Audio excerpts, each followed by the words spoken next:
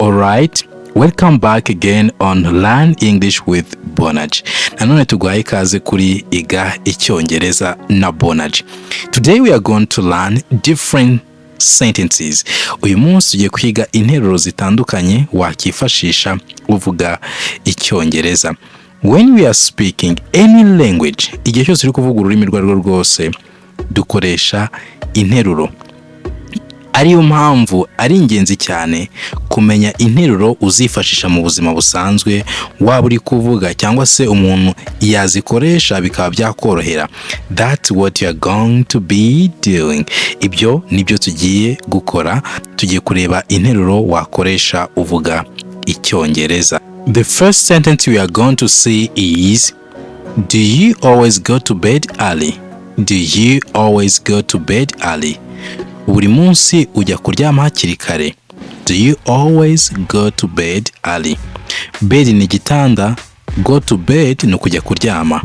Do you always talk like this? Do you always talk like this? Buri munsi uvuga gutya. Do you always talk like this? Do you come here very often? Do you come here very often? Ukunda kuza hano? Do you do computer repairs? Iyi nteruro wayikoresha ugiye nko gukoresha telefone cyangwa computer, niho wavuga ngo do you do computer repairs? Mukora computer cyangwa se mudasobwa. Ushatse wavuga ngo do you do phone repairs? Do you do phone repairs? Ese mukora telefone? Do you do phone repairs? Nikindi kintu wagishyiraho. Do you do fridge repairs? Mukora frigo. Do you do fridge repairs? Do you have a fitting room? Iyo wagiye guhaha ushaka kumenya niba afite icyumba cyo kwigereramo, interuro niyo ukoresha. Do you have a fitting room? Mwamufite icyumba cyo kwigereramo? Do you have a fitting room? Tukibutse yuko izi nteruro ndetse n'izindi wazisanga mu gitabo cyacu kirimo interuro zisobanuye z'Icyongereza ndetse n'Ikinyarwanda. Rero ushaka kwiga bitakugoye, iki gitabo wakifashisha. Ariko mu gihe waba nta bushobozi ufite, wakomeza ukagenda wigira kuri ibi. Do you have any family here? Do you have any family here? Ufite umuryango hano? Do you have any family here? Do you have any free tables? Ni igihe ugiye nko muri restaurant ushaka kubaza niba bafite ameza atari yafatwa, niho uvuga ngo do you have any free tables? Do you have any free tables? Hari ameza mufite atari yafatwa. Do you have any hobbies? Mu gihe uhuye n'umuntu ushaka kugira ngo umumenye cyangwa se we akumenye, iyi ni interuro ikwiye kuba yakoreshwa uvuga ngo ese hari ibyo ufite ukunda gukora winezeza. Do you have any hobbies? Hobbies ni ibintu ukora wishimisha, nko kureba amafilme, nko gusoma ibitabo, nko gukina umupira, ashobora kuba ari uw'amaguru cyangwa uw'amaboko, nibyo twita hobbies. Do you have any hobbies? Ndetse n'ibindi. Do you have much free time? Do you have much free time? Ese waba ufite igihe gihagije cyangwa se igihe cyinshi? Do you have much free time? Do you have salted peanuts? Peanuts tuba tumeze nk'ubunyobwa.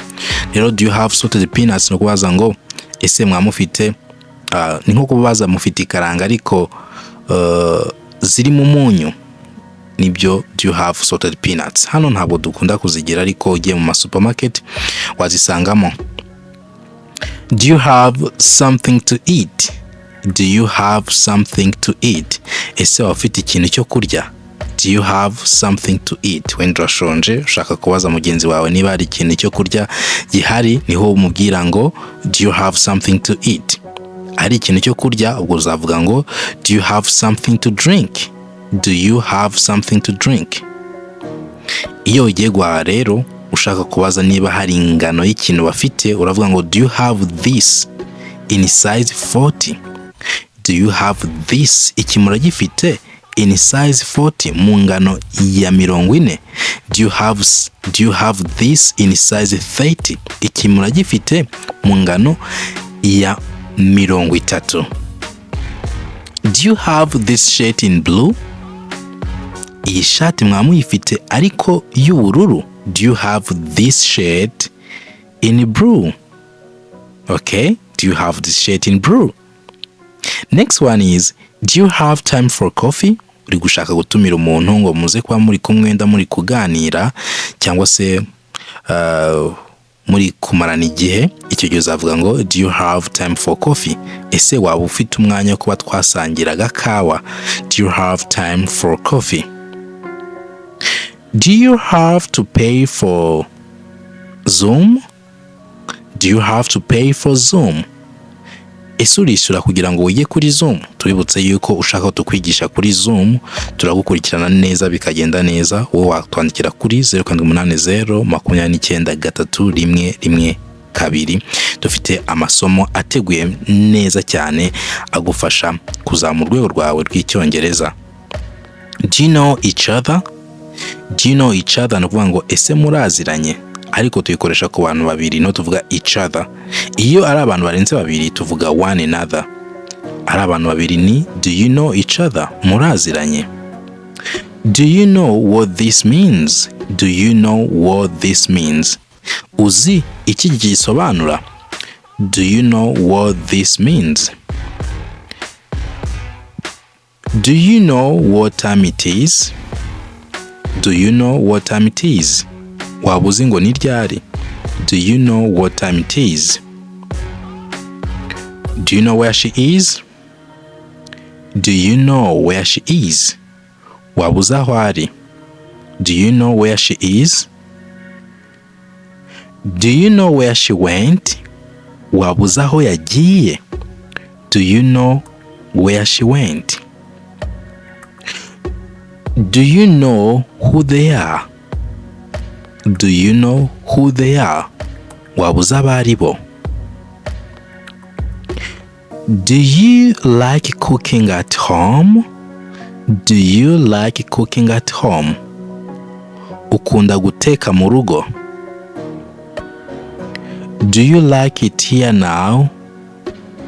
Do you like it here now?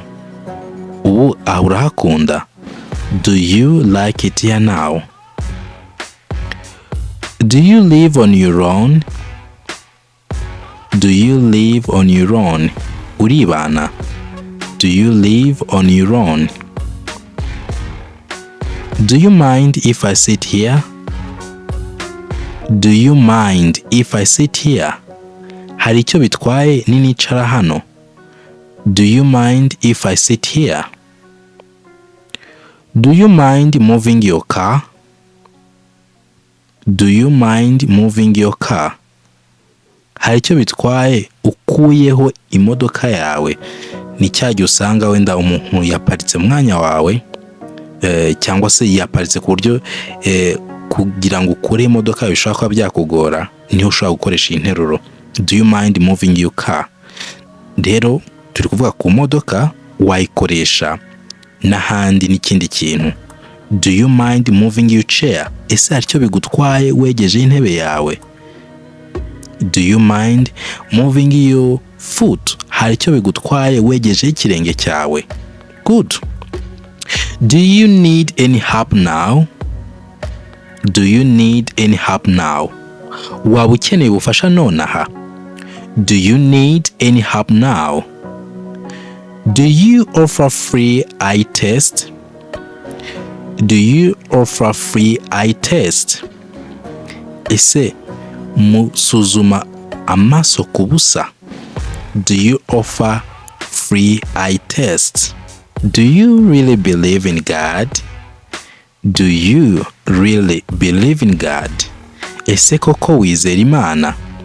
Do you really believe in God? Do you smoke cigarettes? Do you smoke cigarettes? Unywa amatabi?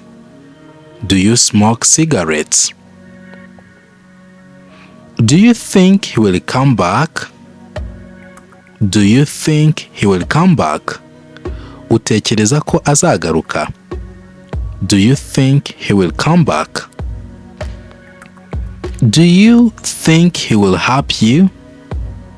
Do you think he will help you? Utekereza ko azagufasha? Do you think he will help you? Do you think it is possible? Do you think it is possible? Utekereza ko bishoboka? Do you think it is possible? Do you think so too? Do you think so too? Nawe niko ubitekereza? Do you think so too? Do you understand Spanish? Do you understand Spanish? Wumva icyesipanyoro? Do you understand Spanish? Do you want me to remind you? Do you want me to remind you? Ushaka ko nkwibutsa? Do you want me to remind you? Do you want to know what it is? Do you want to know what it is? Uzi ibyo ari byo? Do you want to take the course? Do you want to take the course? Ushaka kwiga? Do you want to take the course? Alright, this brings us to the end of our lesson today. Keep learning, keep growing, and try to use what you've learned so far. See you next time. Wait. Here with me, I have books. Mufitiye ibitabo. This is vocabulary book. Igitabo kirimo inyunguramagambo z'icyongereza ndetse n'ikinyarwanda.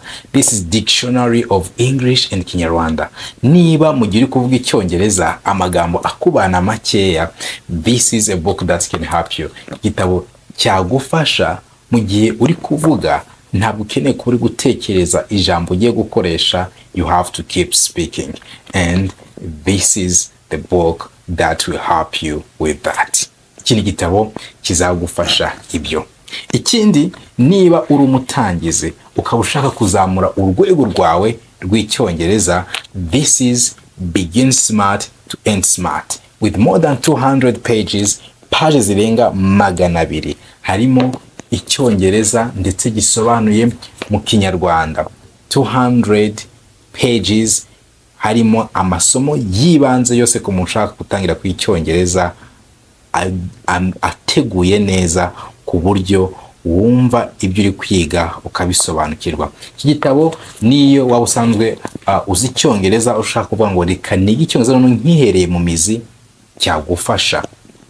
And again, if you have a problem to describe the actions, niba ugira ikibazo cyo kubasobanurira ibikorwa uri gukora, dufite igitabo kirimo verbs, inshinga. Harimo regular verbs, inshinga zikurikiza amategeko, hakabamo irregular verbs, inshinga zidakurikiza amategeko, 12 tenses, ibihe 12 by'icyongereza, modal verbs. Igitabo cyagufasha ugashobora gusobanura ibikorwa biri kuba, ibikorwa byabaye, ibikorwa bizaba. Iyo ukeneye kuba wasobanura ibikorwa, iki gitabo cyagufasha. Harimo inshinga, buri nshinga isobanuye mu Kinyarwanda, ndetse tukaguha n'urugero kuri buri nshinga. This book can help you to describe the actions. Tukaba tugufite igitabo kirimo dialogues, ibiganiro. Iki gitabo kirimo dialogues, ibiganiro by'icyongereza ndetse bisobanuye no mu Kinyarwanda kuri topics zigiye zitandukanye, ku ngingo zigiye zitandukanye. Iki gitabo cyagufasha kuko iyo tuvuga dukoresha ibiganiro. Iki gitabo rero kirimo ibiganiro ndetse bisobanuye mu Cyongereza no mu Kinyarwanda. If you need one of our books, uba ukeneye kimwe muri ibi bitabo cyangwa se byose ukaba ubikeneye, watumenyesha kuri 0780 29 3 1 1 2. Let's continue the lesson.